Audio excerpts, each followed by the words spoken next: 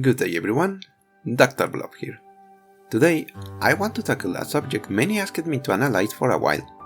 A psychological analysis of her so-called ex-wife, Dr. Calcite, and thus I decided to answer them and propose myself to do so. There is only one problem though.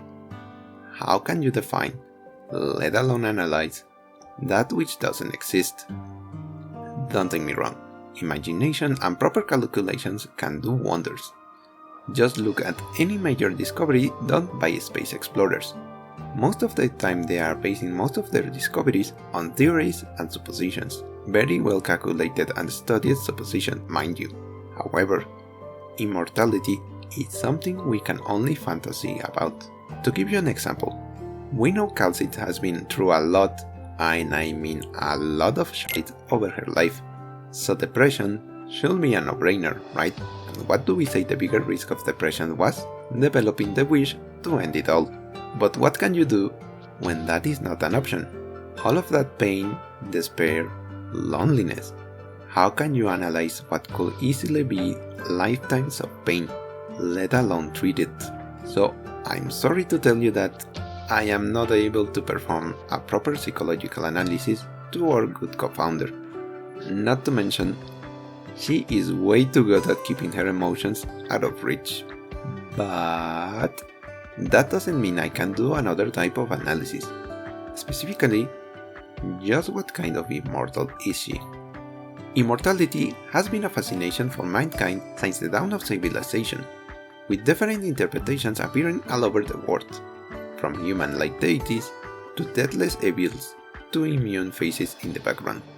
There has been innumerable attempts to rationalize the way eternity will present to a mind. So I think this is a more approachable route, considering that we do have more information regarding such factors. Not to mention that Terra appears to be a realm where immortal beings are more than just fiction and myth. So, in order to make this a tad more interesting, I decided to go with this idea instead. An analysis of Terra's immortals that we know so far. This video is mostly based on the work presented by Drop Talk about this very topic, as they present us with characteristics we can use for analysis, traits an immortal mind could have depending on their interactions with humanity, or ancient in this case. So before anything, let us see the criteria I think is the most relevant. Immature immortal. Those who act carefree, either because they know their immediate actions have little to no impact in the long run, or because they have so much time in their hands they can be chill about their main goals. It's not like it's gonna happen next week after all. Textbook immortal. Beings who have been there when great things happened, either recording said events or partaking in them. Yet in arknights, those who know a lot often keep said knowledge to themselves, as they rarely talk about the past in an open way.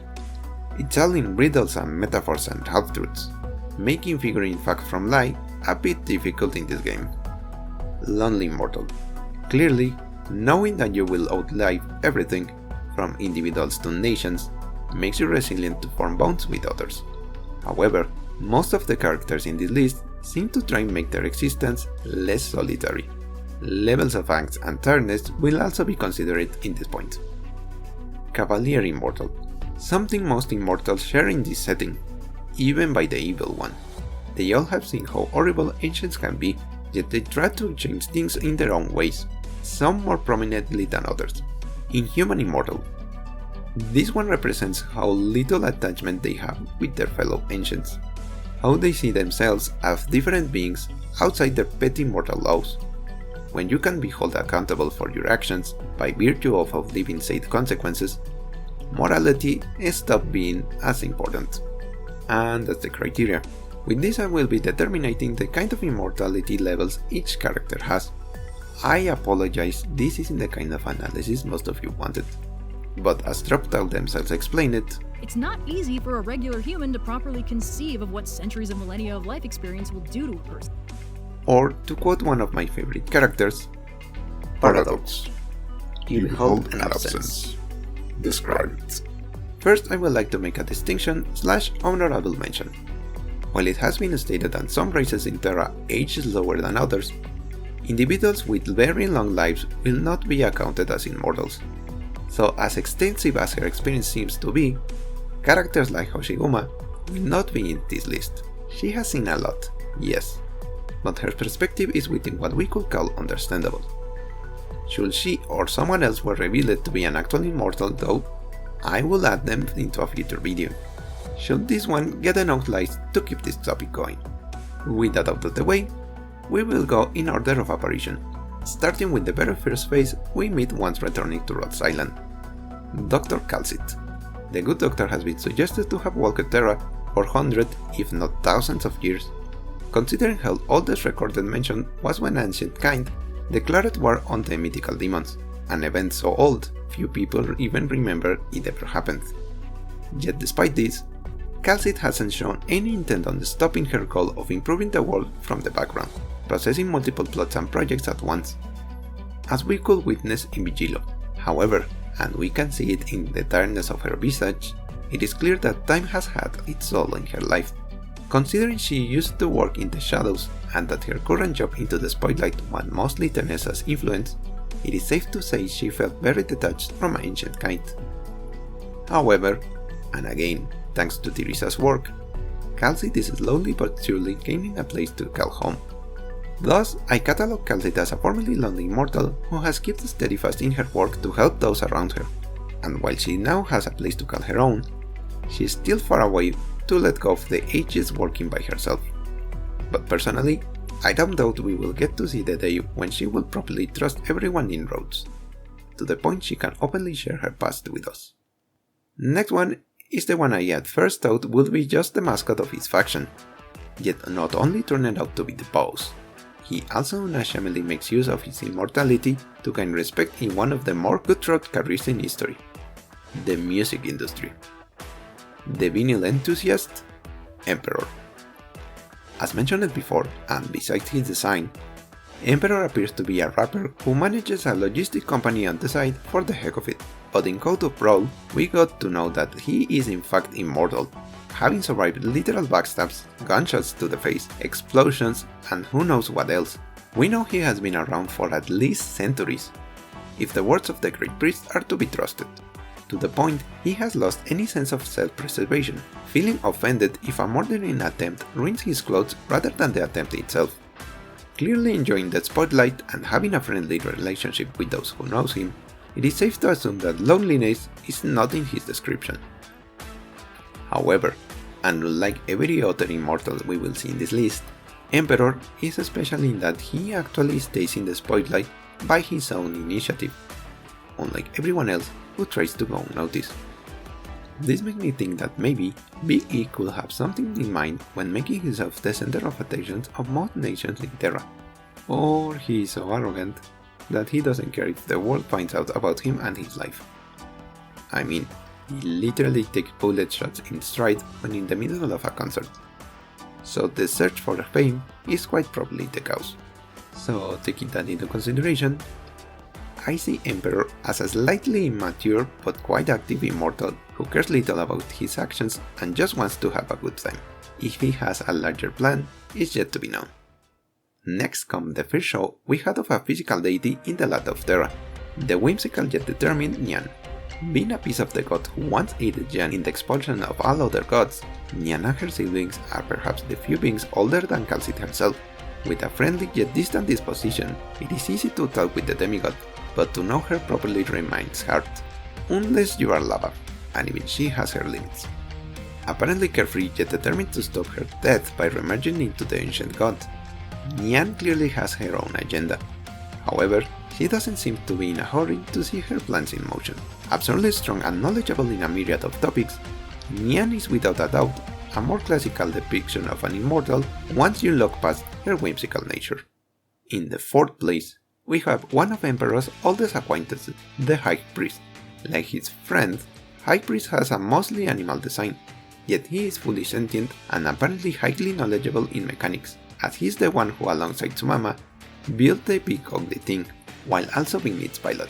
This last bit is important as the mech is no stranger to malfunctions and monsters runs often end in accidental explosions that could kill most people, yet he literally just walked it off, implying that, like Emperor, High Priest might possess a sort of immunity/healing factor that neutralizes the risk of piloting the machine, in turn implying that the two birds might have a common origin. According to Akahuala's inhabitants, he has been living there for a very long time, and with him knowing Emperor a couple of centuries ago, it is clear that his age surpasses the average. However, and unlike his friend, High Priest doesn't seem to have any interest beyond machines and technology, and even that seems to be a passing hobby, since before Tsumama, he didn't seem to mingle much with the people of Akahuala. He even recognized the members of House as what they are, yet he didn't seem to care since they show no ill intention towards the inhabitants. So, unlike Big E, High Priest is a more classical depiction of an immortal, someone who has lived for an inconceivable amount of time, yet caring little about mortal affairs unless they get his attention. Coming up next, one of the characters we have known since the game's alpha, yet we aren't entirely sure how they actually fit into the game. The one and only Conviction. We know they have been in Minoan myth long before Minos even was a thing, yet they also imply to be the third one to inherit the name. Besides that, there are only loose records of their history, especially the one revolving around the train dilemma. Just to mention, this dilemma is a real toast study in this world, down to the number of participants and the actions allowed to the one deciding their fate. However, the interesting part is that trains did not exist at that point in time, making the whole record doubtful to begin with. And adding the fact Conviction is an April Fool joke, probably that is all that they are, a joke. However, I personally doubt this to be the case. When considering the claim of being the third Conviction, the age of the records in time, the fact they are infected yet still pretty much alive without needing medical attention for who knows how long, makes me think this is the case of a divine being inhabiting a mortal body, not too dissimilar to another immortals we will see in this list. However, rather than take over their host, Convictions choose depending on the answer they might give in the train dilemma, alongside other parameters like artistic preference and whatnot, granting their hosts a strong body capable to beat their foes with a single punch and even withstand the ravages of Oriopathy. What their goal may be is a total enigma. However, we can assume they are not plotting continental wars just for the heck of it. At the very least, they seem to be looking for someone worthy to become the fourth. Now we go from a goofy paragon to their complete and utter antithesis, the Black Deathless Snake. This guy, whose name I'm not even trying to pronounce, first because I'm not that good at Russian, and second because this guy changes bodies as often as one will change their clothes. Here we have the first instance of a being who cares not for the people around them, as they see them as nothing more than objects for their use.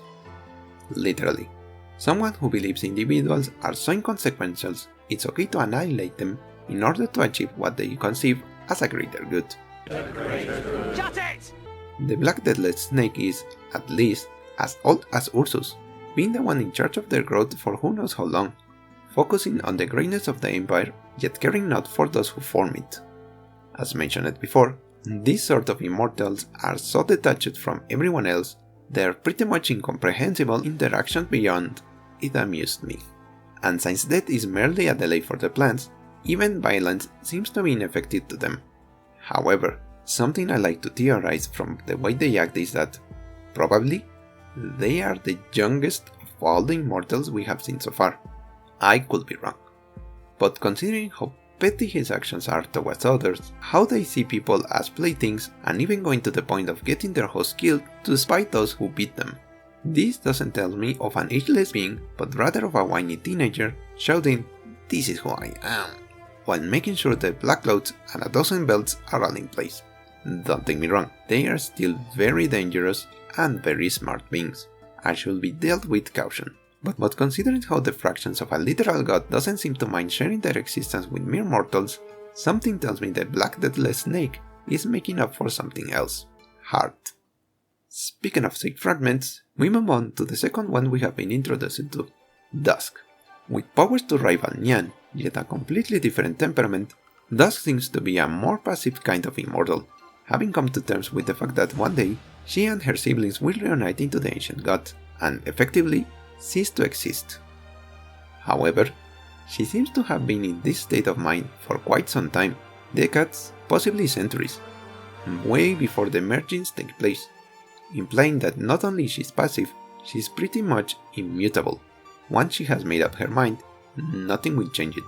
Again, showing us a more traditional depiction of immortality. There doesn't seem to be much in the case of secret agendas or goals for her.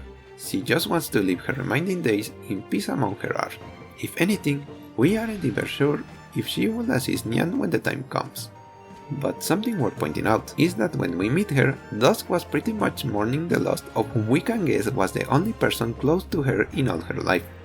It will seem silly for an immortal being to be unable to move past such an event, yet it shows that behind her words she has clear signs of regret on her so-called resignation. Okay, the next one are not yet released in global. However, there is enough information about them for me to make an analysis on the respective levels of immortality. However, the most important part, their personality, is still unavailable, so this might be a bit lacking in comparison with the previous entries. Starting with the one we hope will come to global, the 9-colored deer. For starters, I'm calling her Yu, since her name is too long and calling her 9 will be confusing.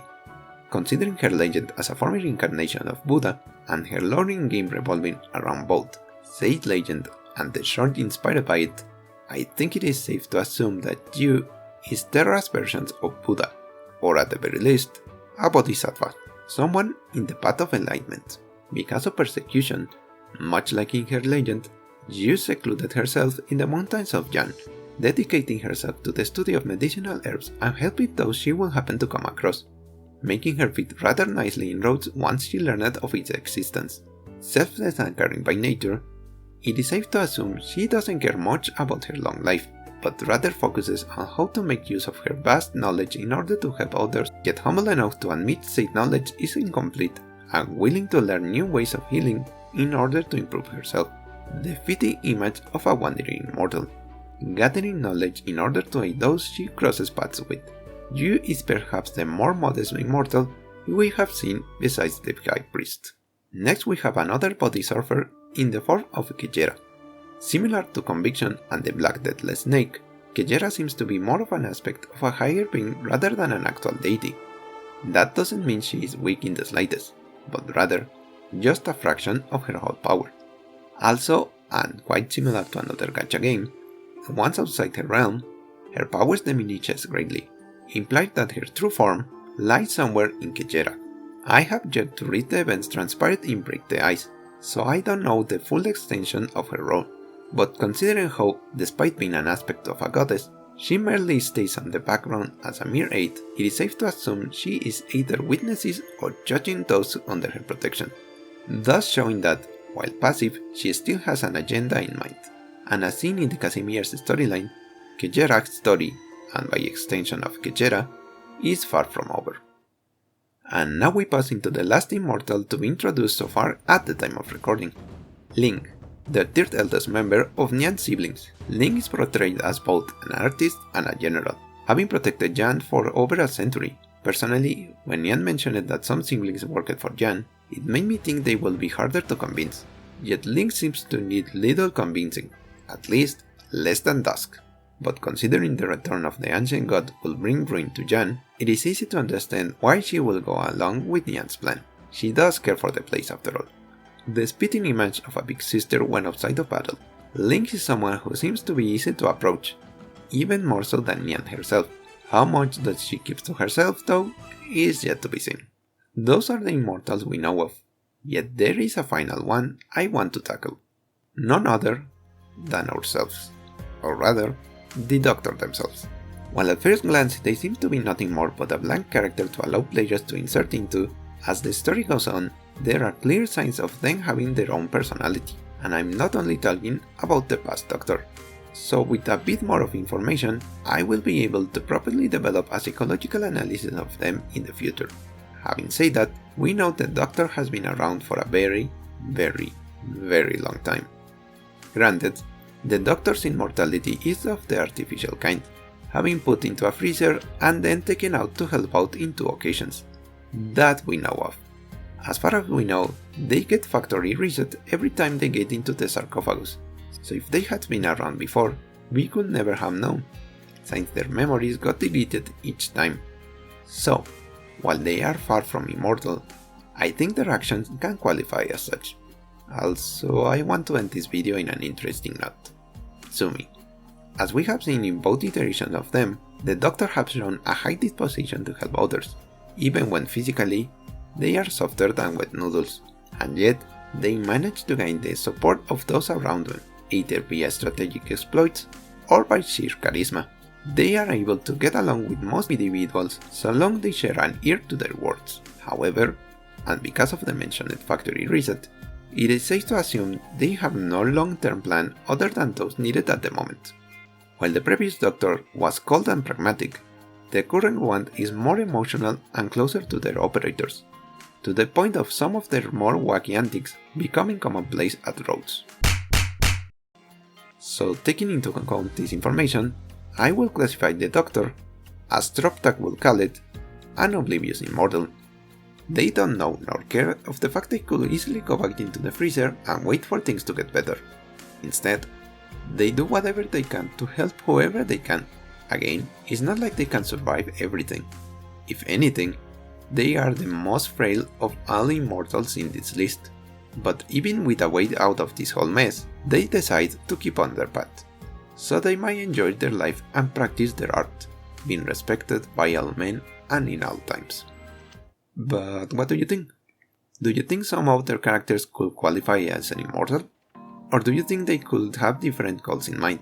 Leave it in the comments down below, and let's start theorizing what these goals could be. As always, I thank you for watching this video, and kindly ask you to like and subscribe, for I have my own goal of reaching as much people as possible, so more theories can be made. I am Dr. Blob, wishing you all a great day, and as always, stay healthy everyone.